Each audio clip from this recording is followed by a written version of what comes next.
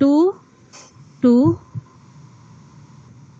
Reshma, do one thing. Yes. Yeah. Use MS Paints, right? In that way, you can scroll it easily. MS Paint. Okay, that's a nice idea. Thanks.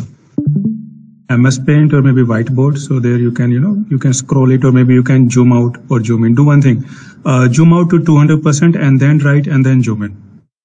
So that way, font will not be bigger. So on the bottom right hand side, you see a scroll. So move that to 200. Yeah, and then you can write it. Yeah. And then zoom out. Yeah. Thank you. Okay. Okay. So, what we have taken 2, 2, if I remember right, this is the equation we have x1, x2, and then we have 4 and 6. Okay. One thing, there is one, term also called augmented matrix. Augmented matrix is nothing but we represent like this. Like this means we can write this equation like 2, 2, 4, 1, 3, 6. Okay, like this. This is nothing but just, a representation for us to easily solve. Okay. Otherwise, whatever operation we perform on both sides, it is the same. Okay. So what is the equation we have written? R2 equal to 2R2 minus R1. Right.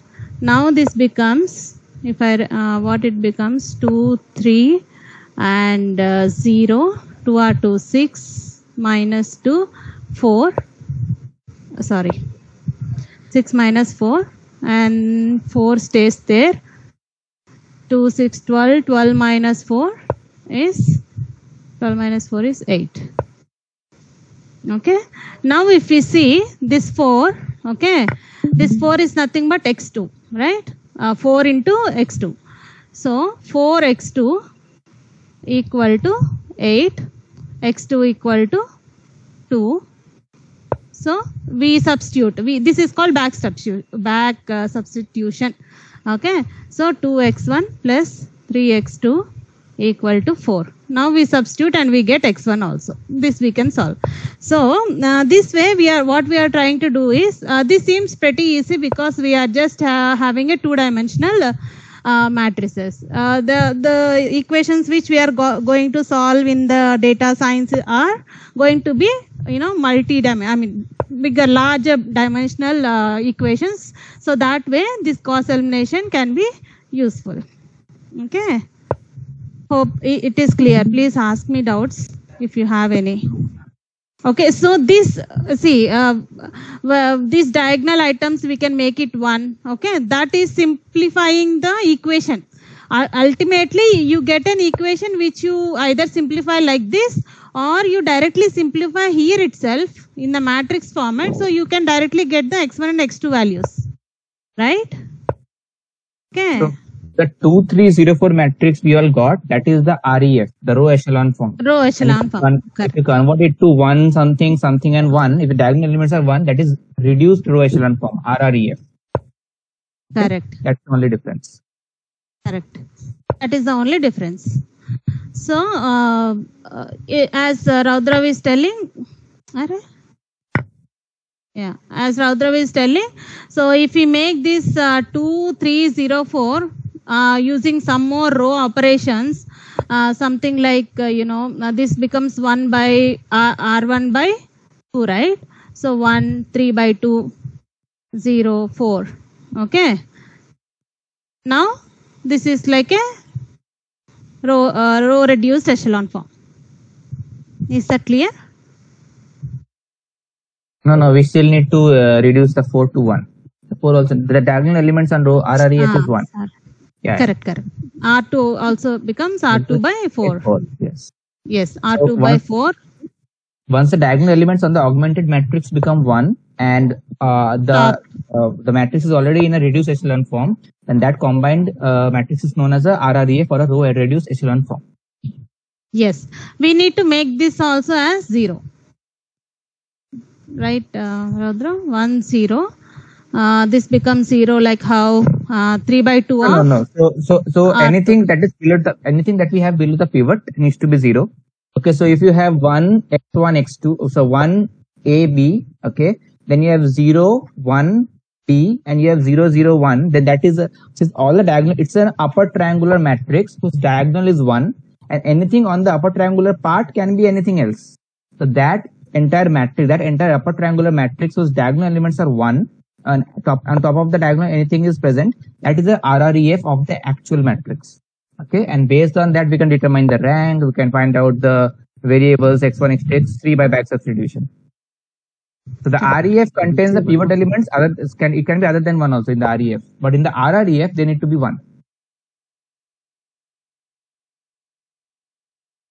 RREF, I think it should have only one non-zero column. Maybe we can check, Raudra. Okay. Yeah, I'll check. I'm checking them in meantime. Please continue. Yeah. Maybe. Okay. So that way, this is the augmented matrix which sir also represented here, and he also has taken an example here. It is having 3 by 3 matrices. I mean 3 linear equations.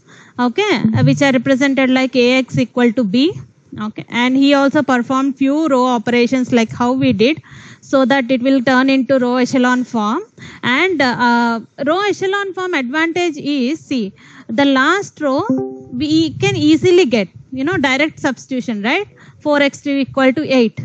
That is the main advantage of row echelon form. Like here, directly x3 equal to d3, right? This one, x3 equal to d3. So that way it is, the Gauss elimination is very fruitful. Okay, this is a Gauss elimination, and these are all like back substitution. These are like a few terms we may have to remember. Okay, forward elimination, whatever we did is a forward elimination, then we did a back substitution. Forward elimination, one after the other row we eliminated, right? Like that.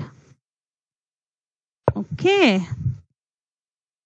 Sorry, Any doubts? Yeah. I think that row echelon and row reduced echelon form what you guys were discussing. I guess it's not just related to diagonal element.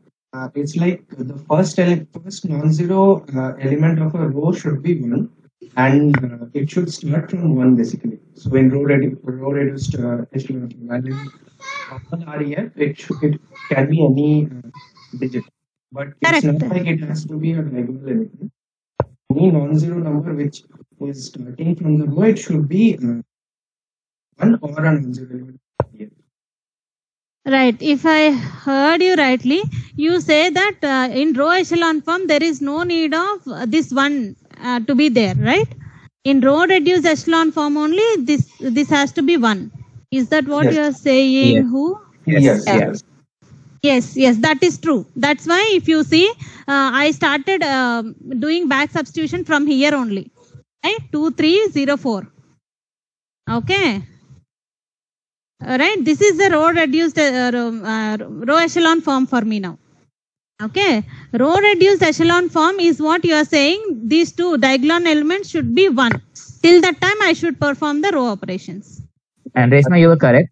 That in the RREF, the row reduced echelon form, any particular row that has a leading element 1, that is pivot 1, all the other elements in the column should be 0.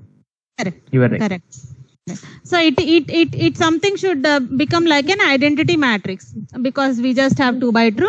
Once we perform the row reduced echelon form, it turns into identity matrix. Yes, if a particular row does not have a pivot, then it can have other elements. But if it does have a pivot and it is 1, then all the other column values should be null. I have given the description of RREF in the study channel that is on top of it. Correct. Okay. Any other doubts or any other concepts you guys want to? Here this rank you guys see, right? What that rank is nothing but what they are saying. I'll just take 1, 2, 1, 3. number of non-zero rows. For example, after row echelon form, there are some here. Okay, after I perform row echelon form, this is my resultant matrix. Okay, if whatever number of non-zero rows are there, that is called a rank. Okay, that is called rank. So here, for example, we have 3 rows. Okay, the third row is completely 0. The rank is going to be 2. Okay. As we are here, shall I cover the linear dependency and independence also? This is in a way a linear dependent equation or a vector. Shall I cover that, or it will confuse you guys? I have one doubt, Reshma. Can I ask? Yes, please. Yes. Actually, Hi, Pallavi. in RREF, so all the pivots should have one value, or either 0 also it works, right? Like even if the bottom row or 2 rows from the bottom are all zeros, even then it will be called as a row, reduced row echelon form. All the pivots are 1 for the other rows. Is that it? So you are telling you have a row with 0 pivot. Pivot cannot be 0. Like Pivot has to be 1. Suppose there is a 4th row with all the zeros. Correct. Like this. Yeah. So is this also a reduced row echelon form, or is this just REF? This is also a reduced row echelon form. In reduced RREF, the main two important things. Okay, this pivot should be 1. First rule. Okay. Here this pivot is 1, pivot 1, pivot 1. Okay. Right? Yeah. And all other values, in this particular column, if you take, okay, all other values should be 0 except the pivot. If you see here, the pivot is there. All other values are what? Zeros. Okay. Okay. So it doesn't matter if all the values in one particular row are 0. The other pivot should be 1 specifically. Correct. Okay. Correct. Thank you. That essentially helps you determine the rank, right? I mean, if, for example, if you have a 4x4 matrix and your last row is 0, that means your rank is 3 because you have 3 non-zero row vectors present. Okay. Yeah. Maybe I have shared the example for RREF in the discussion. Right. So what is this means? What is this 0 means is this particular equation can be written in a form of these 3 equations. Some scalar multiplication and addition of these 3 equations can be turned into this equation. That's what a complete 0 rows represent. Okay, so we call this equation as linear dependent on these 3 equations. Right? Linear dependent on these 3 equations. What is linear dependent? Linear dependent is nothing but we have 2 vectors, for example. Okay. If we have a third vector and we can write some v1 plus 2 v2. Okay. This v3 is a linear dependent on these v1 and v2. Okay, so when we perform some operations, row operations, we are doing R2. Sorry for my bad handwriting. Hope you don't mind. Okay, so we perform few operations like R2 equal to R2 minus R1, or like R3 minus 2R1. All these are what? Consider this row as a vector. This is a row vector, right? This is another row vector. So what are we doing? We are doing some kind of scalar multiplication and addition. Hope you guys are getting. Right?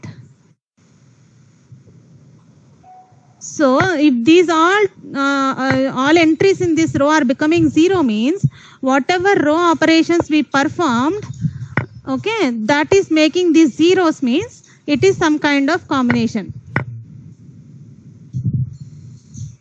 Okay, that's where we are getting linear dependence, linear independence in the vectors. So that's where even we say this is a rank. And if you remember, there is a basis also in vector, right? Basis is nothing but, basis is a set of vectors. Okay. The number of vectors in this basis is called dimension. Okay. Which is nothing but rank.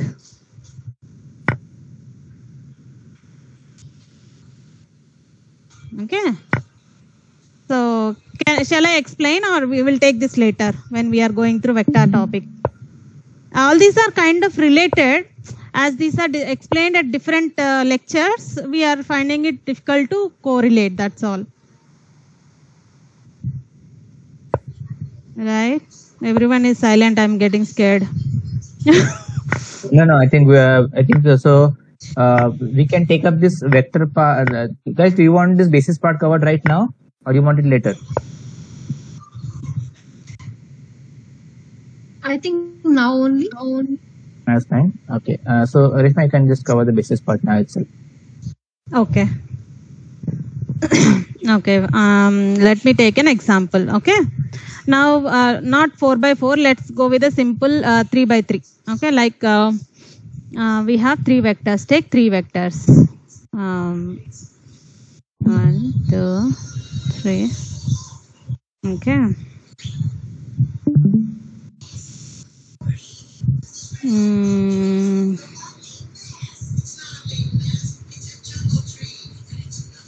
Okay. Like this.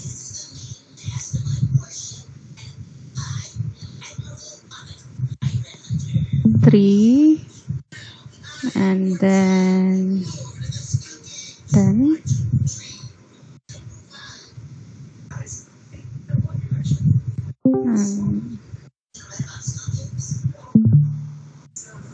Okay. Finding it difficult to get an example.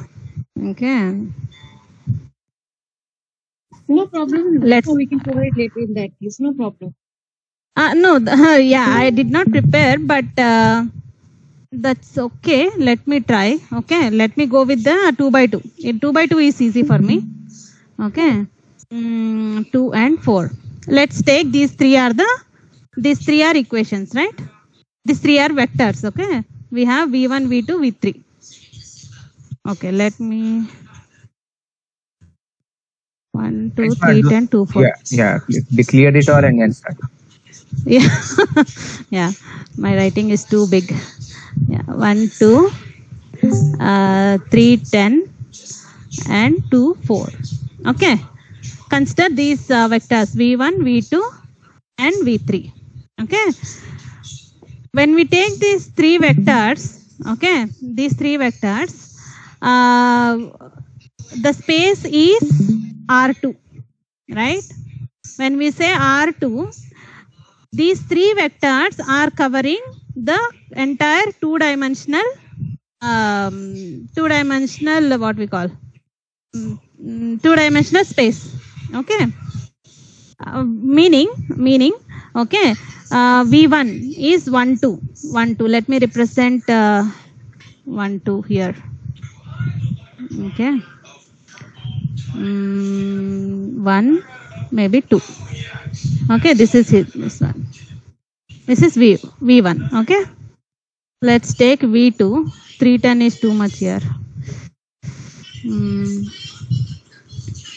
3, 4. Okay, let me go by approximation. No worries. Yeah. Okay, 3, 4. Okay, 3. Let's say 3 is here, and 4 is somewhere here. Okay, 4. So this vector becomes this one. So this one. Okay. So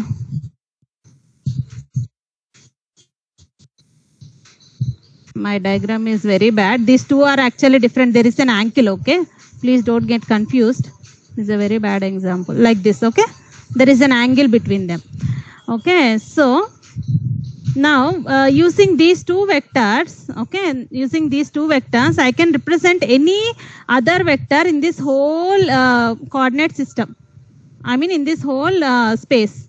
For example, consider 2v1 plus 3v2. Okay, what will happen? 2 plus 2, 4 plus 6, 12. Okay, 8 and 16. Shino, 1 second, guys. Shine, sound addiction. Okay, this 8, 16. 8, 16 can be somewhere where it is represented like this. Okay, if I take minus, for example, take minus, okay, it will be shrunken like this. Both are minus, it will go into third quadrant. Okay, minus 2, minus 6, minus 2, minus 4, minus 12, it will go into the third quadrant.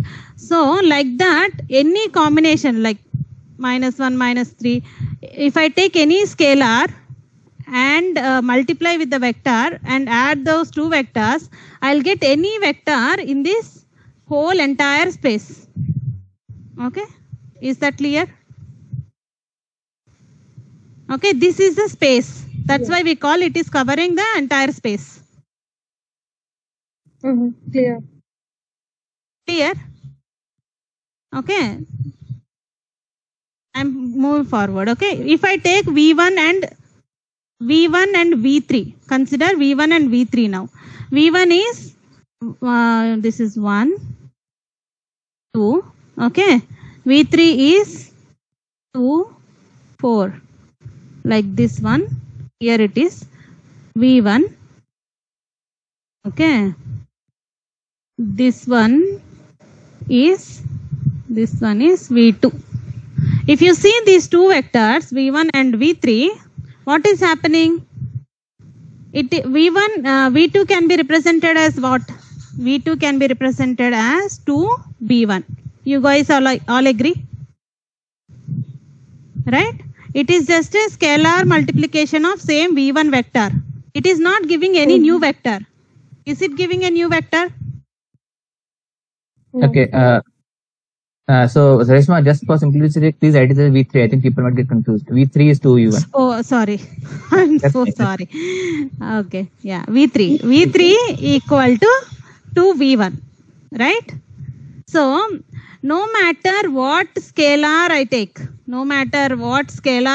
I get only the items in this line. Is that right? Am I going to cover this one? Can I cover this coordinate? Can you guys give me any example which can cover this coordinate? If we move the x-axis coordinate to a minus and keep the same y-axis coordinate, to cover the. We cannot. See, when you do a scalar multiplication, for example, you are telling minus, right? Okay, what is V3? V3 is 2, 4, right? Okay. When you multiply with minus 1, okay, when you multiply with minus 1, both becomes minus. Is that right? My bad, yes. You cannot make only minus 2 and plus 4. Right. The multiplication factor is going to be the same. Correct. It applies to both the elements in the vector, not just one. So, if you can try any combination, no matter what, you will never get elements in this and in this. You always get elements in this only. Understood? So, now what we call V3 as dependent vector on V1. Correct? Right. So, okay, so if we take set of vectors V1, V2 and V3, okay, now V3 can be represented in combination of V1 and V2, right? So, if we take a set of these three, we call them as linearly dependent, because V3 is there in this set. Is that true? Right? because V3 is there, that's why it is linearly dependent. If we take only V1 and V2, why we take only V1 and V2? Because V3 is just redundant, right? No need of considering V3 in a set. In the set. Okay, V3 is just a redundant. So if we take only these V1 and V2, these are called linearly independent. And these form the basis. This set of vectors are called basis. And the number of vectors in the basis is called dimension, which is nothing but rank.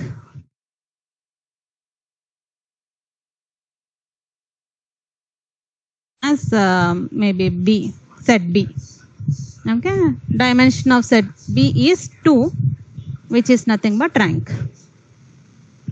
We can take a straightforward example. Even if you do row echelon form on these matrices, on these vectors, okay, we have these vectors, right? If you do a row echelon form on these vectors, definitely the third row will be 0.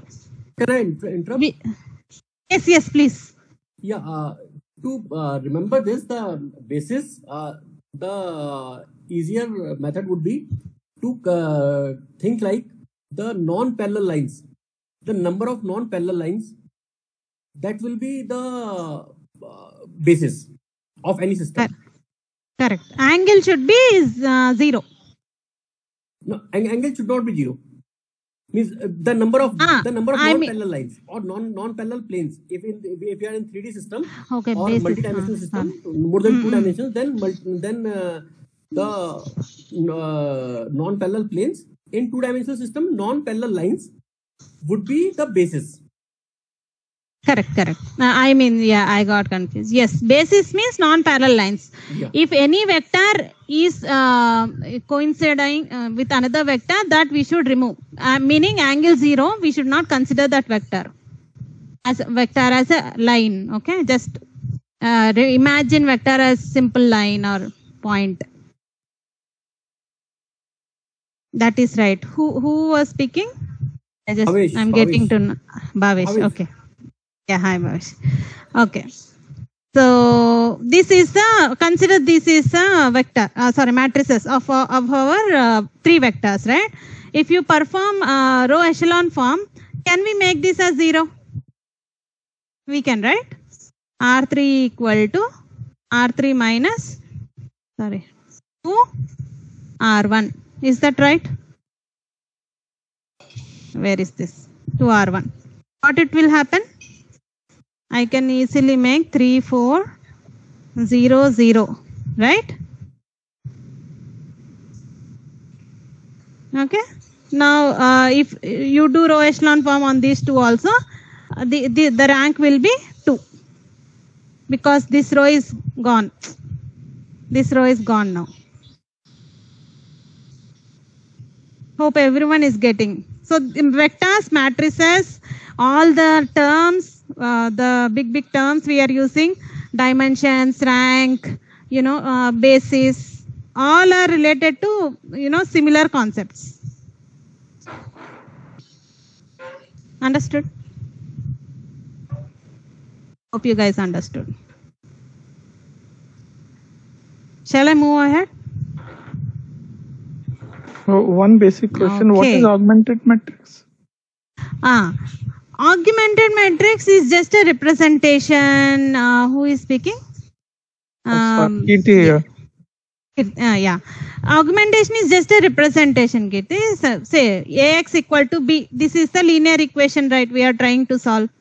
Okay. What we do generally, A and then X. Okay. And then equal to B, right? Yeah.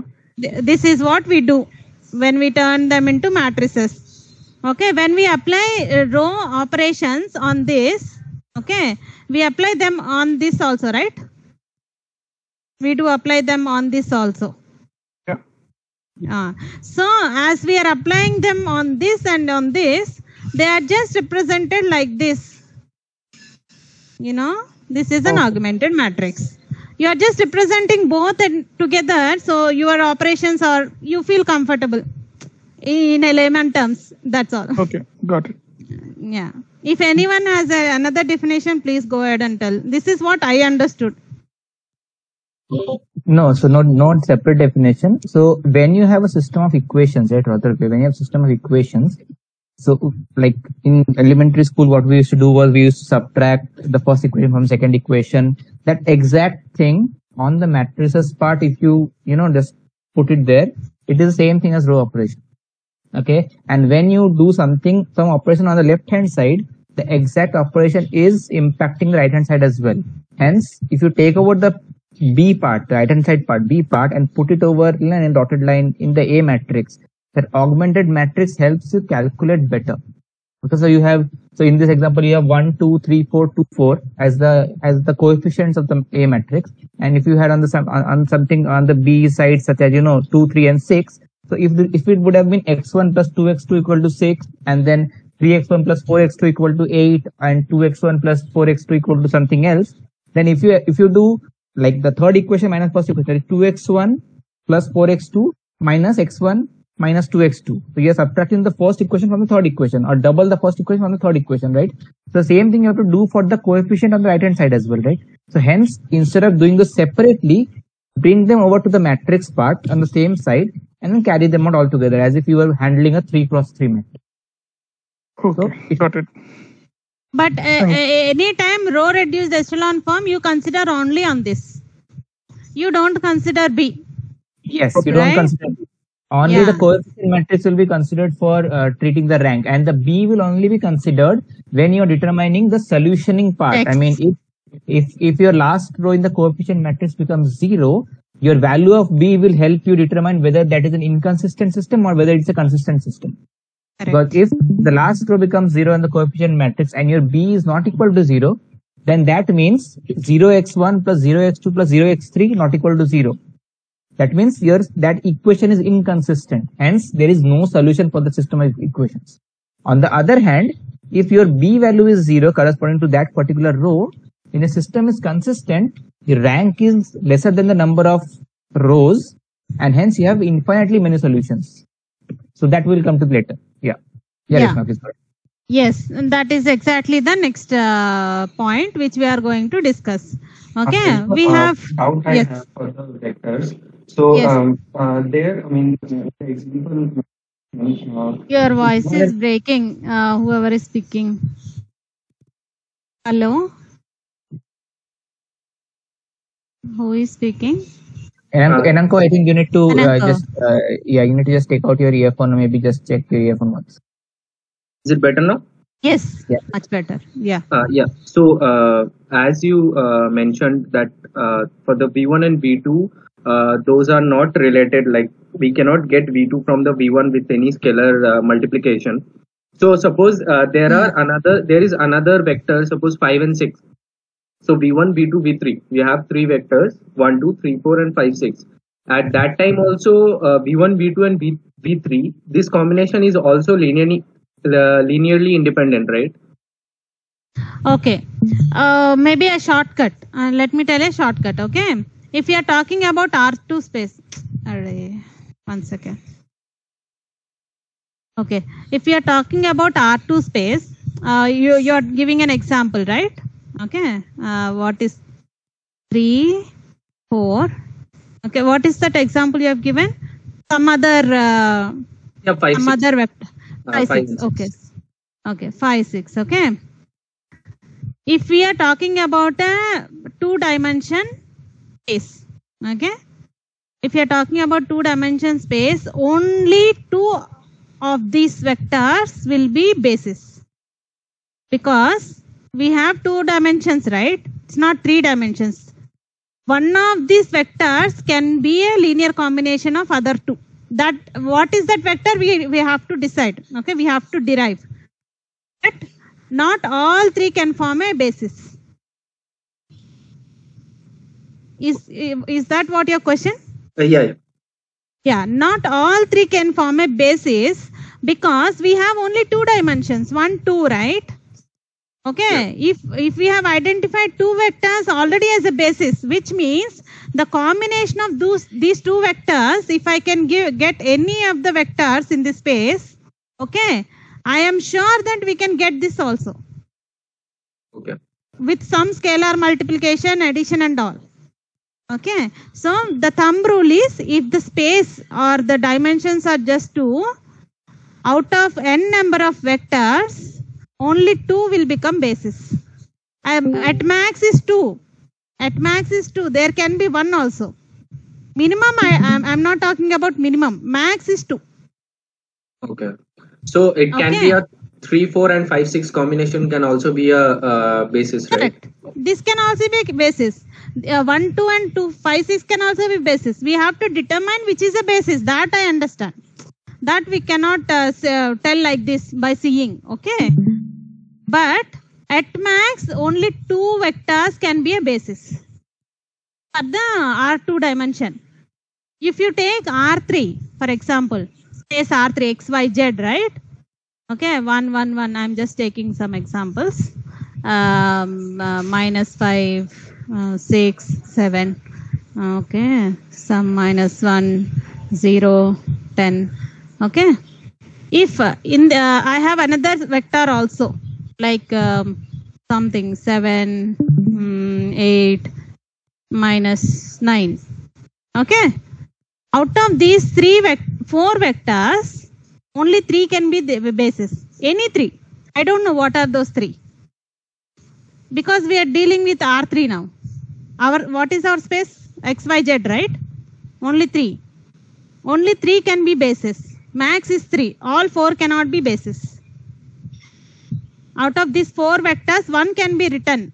Any of 1 can be written in the form of other 3. Hope I am clear. Yes, yes. Thanks. Right? Yeah. Okay. Any other doubts? That's all right. Okay. Coming back to Gauss elimination, that was the relationship. I just want to say it there only.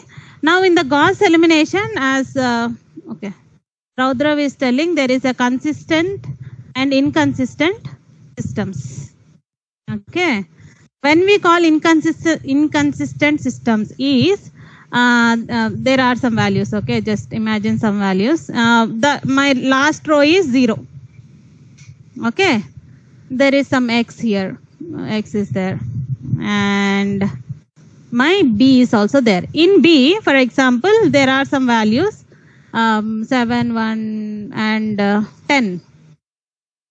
Okay, now if you see here, what is happening? My third equation, if I write x1, x2 and x3, right? With my third equation, I am still having some value here. Meaning, I am saying left hand side 0x1 plus 0x2 plus 0x3 equal to 10. Is this possible? No, right? This cannot be possible. So this is called an inconsistent system. This is an inconsistent system. All on the same page? Okay, this is inconsistent system. There is some good explanation actually. What we call, for example, these are p vectors. Okay, we have 3 elements. Okay, p as in n elements. Okay, these are n unknown variables. If this is also becomes unknown equation, n number of results, right? If my n is greater than, if my n is greater than only, right? Greater than p, like number of non-zero rows, okay? And it is an inconsistent system. This is an inconsistent system. I think P is a rank. P is a rank. There is some good explanation. I didn't remember exactly. But concept is that. Everyone understood? That is an inconsistent system. So if your rank is lesser than the number of unknowns, okay, Unknowns, and if the n minus r if the r last n minus r records, if any of those, so they consider a square matrix n cross n, right? So in n cross n, if you get a rank of n minus 1, that means your last record is 0, correct? Your last row is 0. Since your rank is n minus 1, so your last record is 0.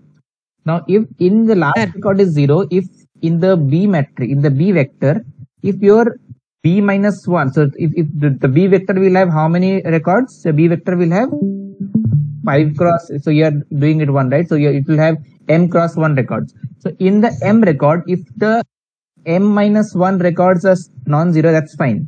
But if the last record of B is also 0, then that's fine, because 0 into x1 plus 0 x2 plus 0 x3 can be 0. That's mathematically true. But if it is anything, if it is non-zero, that is mathematically impossible, because anything multiplied by 0 should always give a 0. Hence, it shows that the last equation itself is not consistent with the laws of mathematics. Hence, the entire, before we get into that, any row reduced, any RREF form or any REF form is an equivalent form of A, is a row equivalent form of A. Why? Because you can deduce the REF form or the RREF form by finitely many row operations. All the operations you on a matrix A should only be done on the rows. No column operations are allowed. It should only be done on the rows. So from A till your REF form or RREF form, you are going from A to REF via many row operations. So A and REF both are equivalent in terms of row operations. So that is known as a row equivalent form. Okay. So if your row equivalent form has an inconsistent equation, that indirectly signifies that your original matrix is also an inconsistent system of equations. Okay. And the vice versa as well. If your row REF matrix is consistent, then your actual matrix is also consistent. That is actually how the derivation happens. I hope that is clear. Right. Yes, Ashma, please proceed. Yeah. So coming to the consistent, okay, consistent system. In consistent system, we have infinite solutions and infinite solution and unique solution. Okay. When we call as an infinite solution is the case where this also, I'll write it separately. There are some values. Last row is 0. Okay. x1, x2, x3. Okay, and that is equal to some values 1, 0. Okay. Now this equation, if you see here the equation 0x1 plus 0x2 plus 0x3 equal to 0, right? Right? So here I'll write some values here. Okay, 3, 4. Here this x3 can have infinite solutions. Means x3 can be t from the last from this last row. X3 can be some value, some t. It can be any real number. Okay. Then I can solve the second equation, which is 3x2 plus 4x3 equal to 1. Now x2 becomes 1 by 3 of 1 minus 4t. Clear? Similarly, x1 also we can write an equation in the form of t. So now here t can be any value, right? So that's why we call infinite solutions. That's why we have infinite solutions because t is a real value. Okay. That is one thing. So the consistent with the unique solution is as simple as that. We have some 1, 1, 2 and I'll just write simply some equations. Okay. 1, x1, x2, x3 equal to 7, 6, 8, for example. Now here we have unique solution, x3 equal to 8. Similarly, x2 we can derive, and x1 also we can derive, right? So this is an unique solution. So inconsistent, we have two types. One is unique solution, one is infinite solutions. Clear? That is what here sir is, in this slide it is there. They have taken how they define, like rank R and the unknowns M. If rank is less than M, it is a inconsistent system. Okay, no solution at all. So when there is a solution consistent, see here, rank equal to M, which means the rank is 3, M is 3, right? Rank equal to M, this is a unique solution. Okay, this is a unique solution. Rank is less than M. Rank is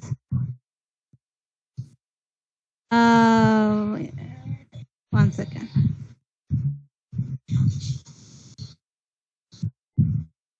Okay, why he has said rank is less than M here? It will be rank is less than N. If rank N, is less right? than previous example. Yeah, it's a typo, I think. Previous example. Okay. It should be rank less than N. Rank, if the rank is less than the number of unknowns, then you can, I think you get infinite solutions. Correct. Someone is trying to speak? I was saying your previous example. The previous example you plotted on. Zero. That's what you are trying. Yeah. Correct. That is a infinite solutions, because rank is here 2, but unknowns are 3, right?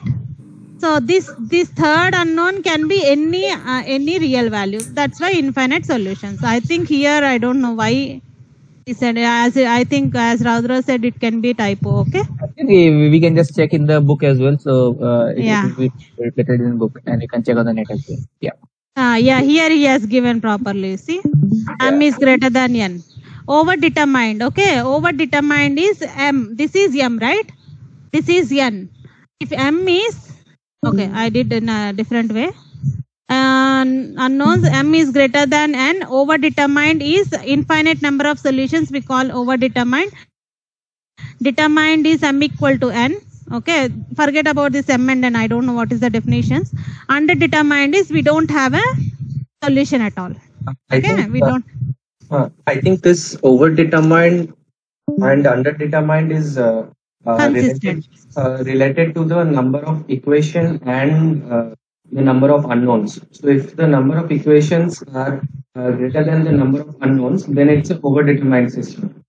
And if it's equal, then it's a determined system. And if it is greater, then it is an underdetermined system. Correct. Okay. Hope you guys got the concept, right? Okay. So that is one of the things we can determine from the Gauss elimination. Reshma, can you please clarify the partial pivoting and complete pivoting thing? Okay, partial pivoting. Okay, partial pivoting is something like, okay, when we do partial pivoting is when we try to do Gauss elimination, right? We multiply something and we divide by something, right, to get the row echelon form. Okay, you understand that part, right? So when we do such type of scalar multiplication and division, okay, there can be scenarios where we get zeros as a division. He taken the, yes. Let me go through this example. It will be clear. Now you take, okay. Now the pivot element in this equation, if I take this equation exactly as they are given, it will become matrices like this, right? 0 to 3, 4, 6, 7 to 1, 6. Okay. Here the pivot element is 0. Okay. So to avoid this, what generally they do is they take first equation in the second place or the third place. like for example, this can be written as, instead of 0, 2, 3, 4, 6, 7, I'll just place the first equation in the first row, like 4, 6, 7, 0, 2, 3. Okay, I'm just exchanging the rows here, so that my pivot element I can eliminate, I can avoid that to be 0. Okay, let me write. Now it is 0, 2, 3, right? I will write like 4, 6, 7, 0, 2, 3, 2, 1, 6. Okay. This is also valid, right? What I'm doing, I'm just rearranging the equations. A first equation has become a second equation, right? Okay. First equation has become second equation. Second equation gone into first place. That's why my matrix has become like this instead of like this. Okay. Right? Now the pivot element is not 0. Is this 0 in this case? No. Right? We can avoid pivot becoming 0 using this partial pivoting. We call this as partial pivoting. Then what is complete pivoting? Complete pivoting is, I guess it is exchanging all rows and columns also. Complete pivoting involves exchanging columns as well, and that increases complexity. When you do a partial pivot, you only switch rows. You do R1 switching R3, R2 switch R3 or something like that. Okay. And if you switch rows, it does not impact the overall solution of the system. Okay. So you are basically just swapping one record with another thing, right? If you swap columns, it sometimes can increase the complexity and it can change the central element, diagonal elements, and all those things. So that can be a bit of a problem. It increases complexity.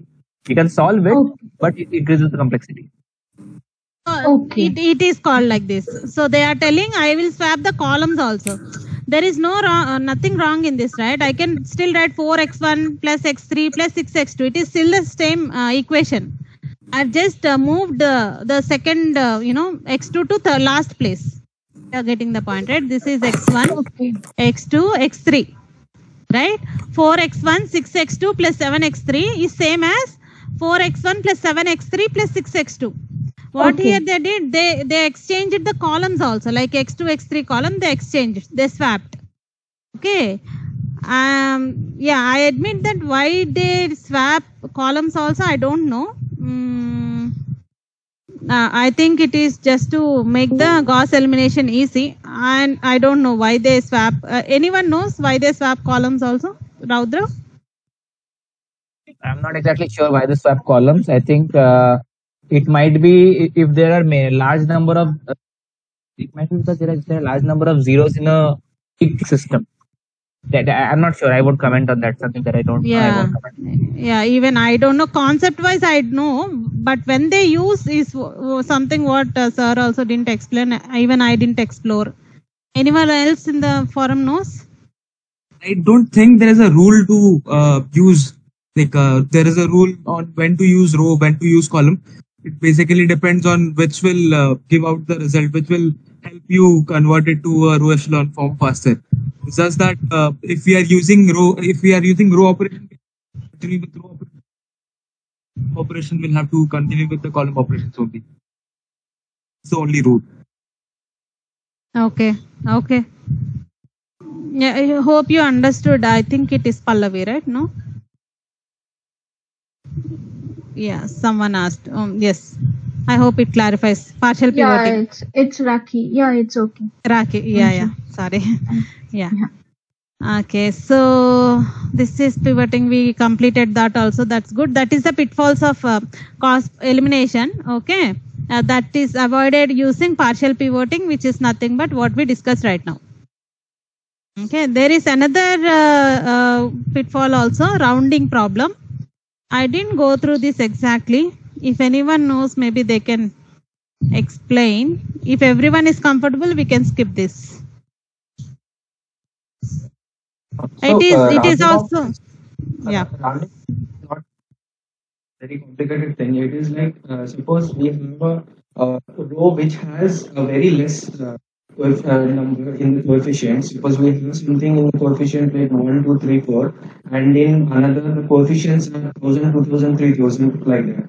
So in that case, if we want to do some row echelon form, at that time if we divide the larger number with the smaller number. Like if you see, they're dividing 0.4 divided by 0.0004. So because of this, we are rounding off that number. So that which in turn is hampering the result, because when a big number is divided by a small number, the won't give the Your voice is not coming properly. If you can please switch on your whatever device you have been using. Is it better now? Yes. Yeah. So the rounding off is like when we have a equation, like the coefficient for one equation is very small and the coefficient for other equation is large. So at that time, what we do if we want to do the REF form and we want to divide the large number with a small number, there is a error that we might get, because when we are dividing the large number with the small number, the resultant what is there, if we round off that, it will hamper the ultimate result. So what we do is, there also the pivoting case comes. So whatever larger coefficient is there, we will switch that. So if you go to that equation once more. So here, if you see 0.004 x1 plus 1.402 x2 is there.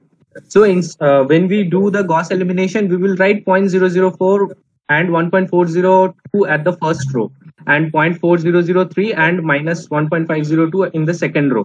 But since because of that rounding off error, we will get the wrong solution. So what we should do is, we should see which coefficient is larger for that particular variable. So while doing the pivoting, we will take that row to the top, and we will then we will start doing the pivoting, so that rounding off error for the division will be less. Am I clear on that? Yeah, okay.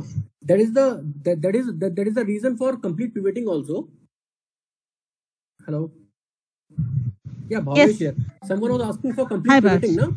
So that is this rounding off error is the reason for complete pivoting also. Means here the difference between the column means 0.4.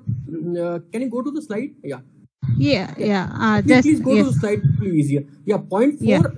The ratio of 0.4 and 1.5 is very less.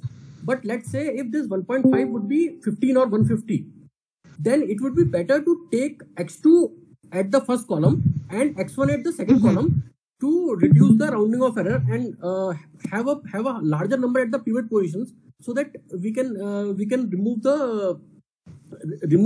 this rounding off error.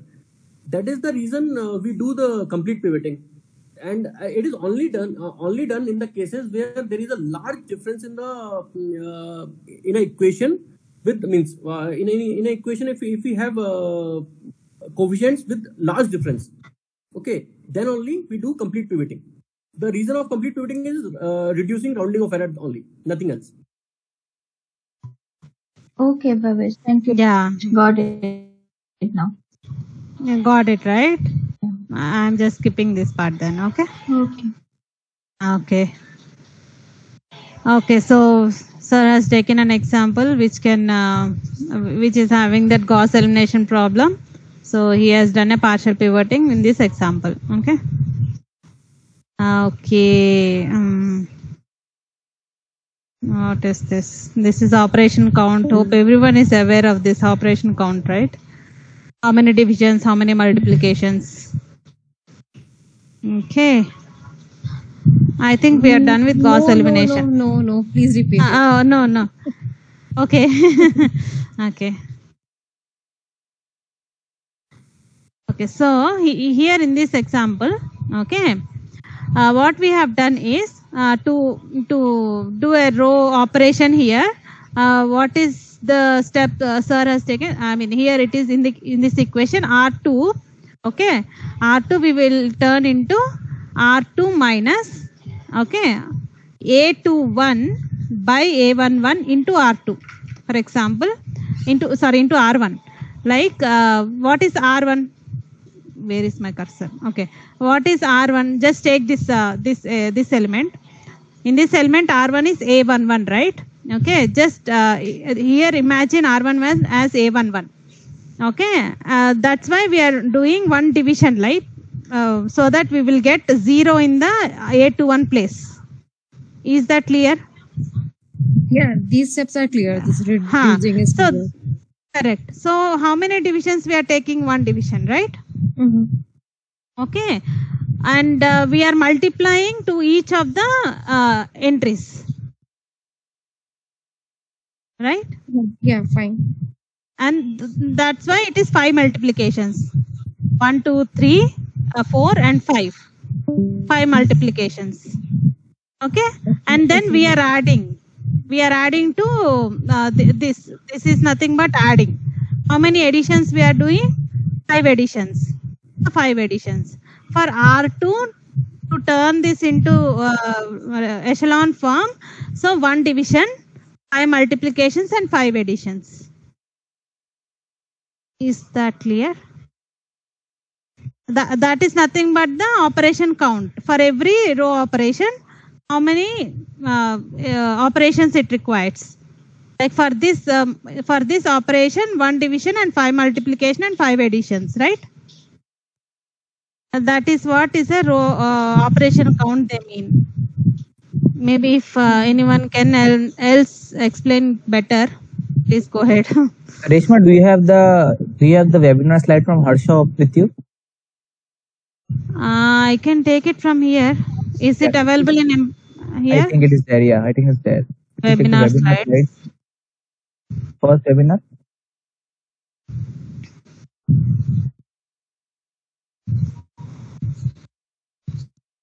I think in the first question only it is mentioned. Yeah, it's first question there. Yeah. So the complexity is n cube. So we have n cube multiplications and we have n square into n minus 1 additions for a n cross n matrix.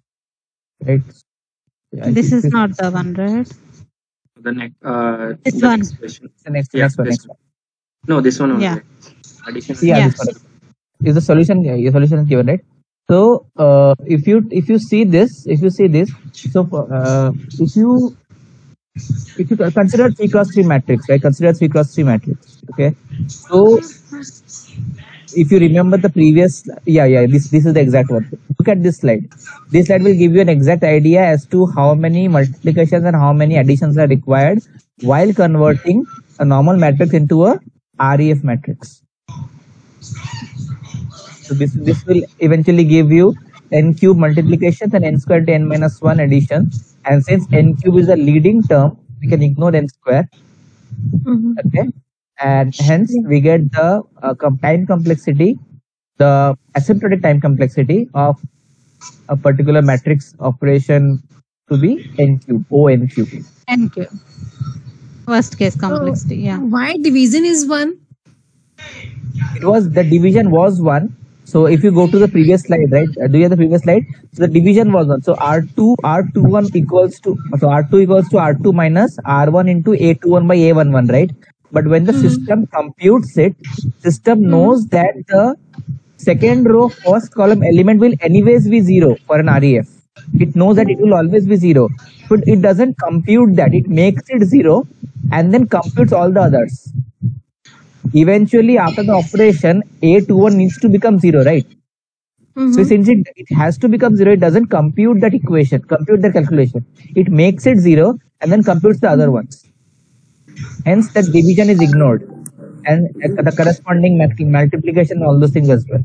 No, so you're asking, I think, why only 1 division? Okay. Yeah, why not n or 5? Yeah, the 5 divisions. Yeah, the reason is what you are doing. You are computing A21 by A11. Okay. You are taking one value A21 and you are taking another value A11 and you are dividing these two. So you are dividing only one time, na? It's a single scalar division, yes. Yeah, it's a single scalar. Let's say A11 is 3 and A21 was 2. Okay, so what did you do? You did 3 by 2 and you got a value 1.5.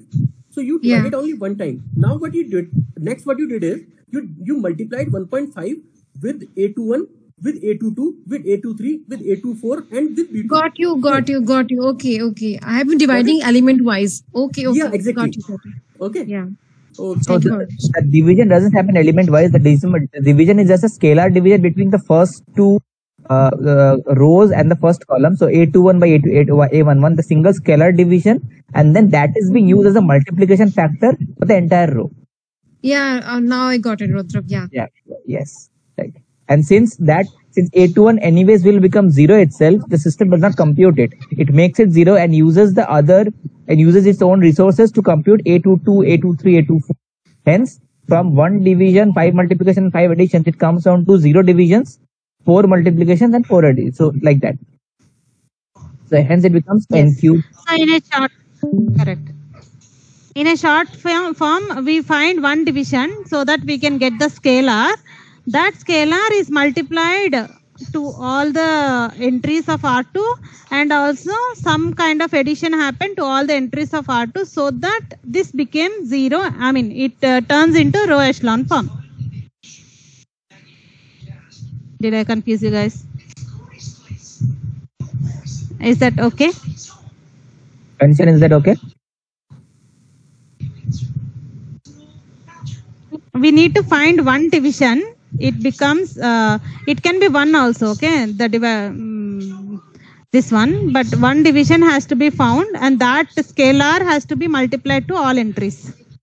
Basically, the division helps in getting the multiplication factor so that the pivot, except the pivot element, all the other elements goes to 0.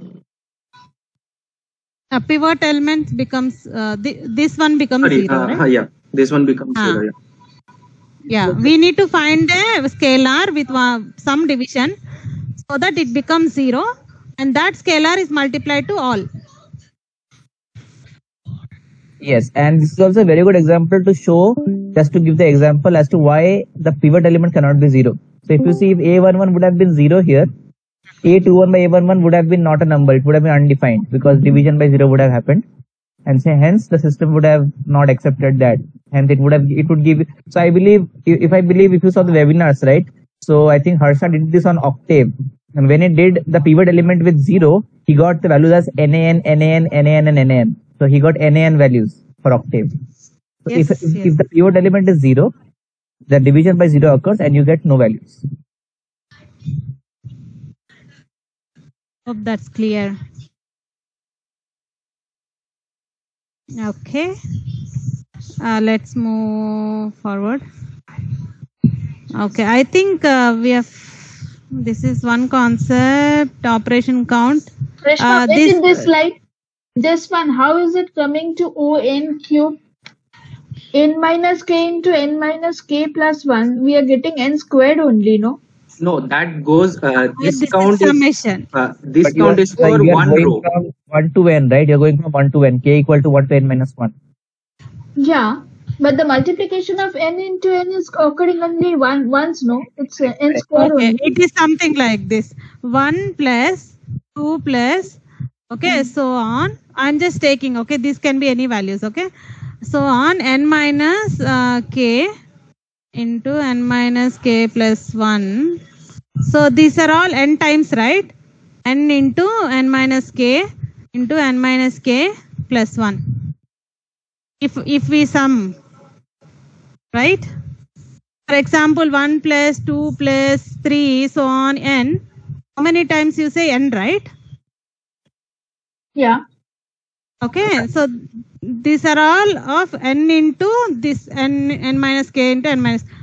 Guys, please explain. I understood like that. That's why I'm cubed. Raki, if you add n m times, you get m into n, right?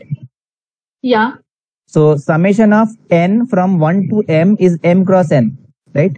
So summation of Reshma, can you please go to that slide? Yeah. So summation of n minus k into n minus k plus 1, consider it to be n square. Summation of n square from 1 to n would be m into n square. Or okay. Okay, I got it now. Got it? Okay. Yeah. Yeah. So n elements, n square, right? So n into n square. It's something like that. Right? Got it. Okay, great. Right. Okay.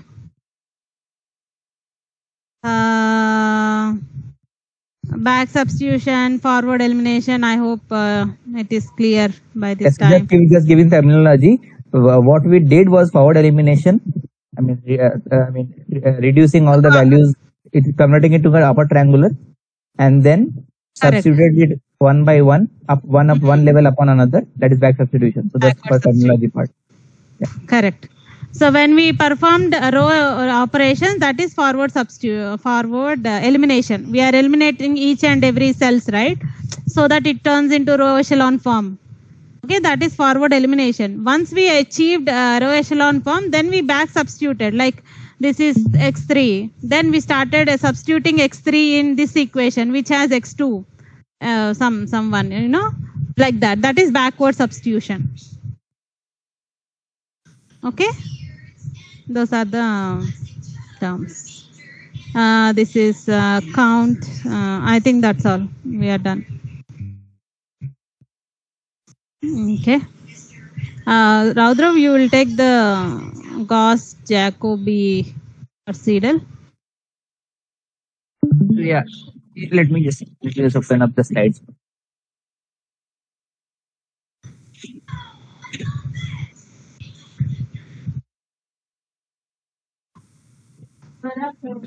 Just a moment, I'll just open up the slides. Sure.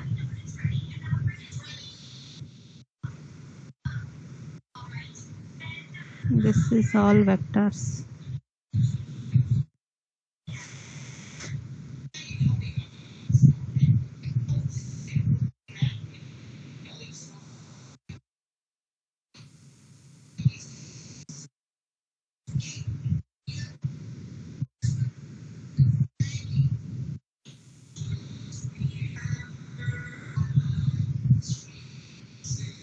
You will cover LU decomposition also, Raudra? Yeah, LU decomposition is actually the basis of the Seidel and Jacobi, right? So, LU decomposition is product and Seidel and Jacobi is addition.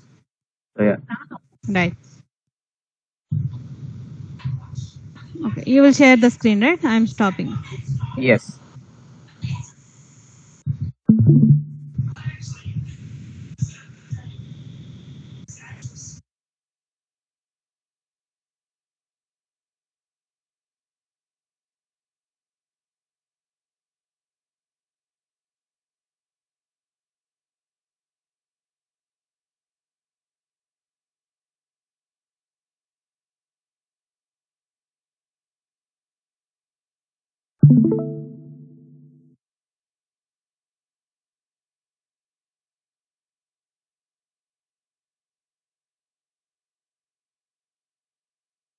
Is my screen visible? That's visible. Yes, it is. Yes. Sorry. So LU decomposition is basically a method. So if you have system of linear equations AX equal to B, okay, your main objective is to simplify. If I take, for example, first of all, pardon my mouse is not moving quite well. Okay, so if you see any issues with this, then sorry about it. So it's AX equal to B, right?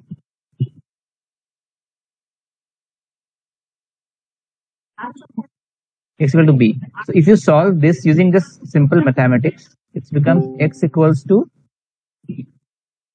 B divided by A. This is what normal mathematics tells us, right? But you cannot divide a vector. B is a vector. You cannot divide a vector by a matrix like this, right?